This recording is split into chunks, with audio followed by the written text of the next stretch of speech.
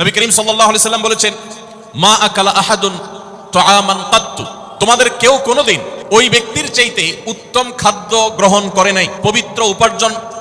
পবিত্র খাদ্য কখনো সংগ্রহ করে নাই ওই ব্যক্তির চাইতে যে ব্যক্তি নিজের হাতে উপার্জন করে। নিজের হাতে পরিশ্রম করে যে উপার্জন করে, তার উপার্জনের চাইতে, তার কামাইয়ের চাইতে, তার রুজির চাইতে, তার খাদ্যের চাইতে উত্তম কোনো খাদ্য আর উপার্জন আল্লাহর জমিনে আর হতে পারে না। এখানেই শুধু শেষ নয়, প্রিয় নবী সাল্লাল্লাহু আলাইহি সাল্লাম আমাদের সামনে একটা এক্সাম্পল টেনে এনে বলছেন, আল্লাহর নবী দাউদ, আপনারা জানেন তিনি কিন্তু শাসক ছিলেন, তিনি শাসক ছিলেন, তিনি বিচারক ছিলেন, অনেক বড় ক্ষমতা, অনেক বড় দায়িত্ব, অনেক বড় শাসন কার্য তিনি আল্লাহর পক্ষ থেকে প্রাপ্ত হয়েছিলেন। এরপরও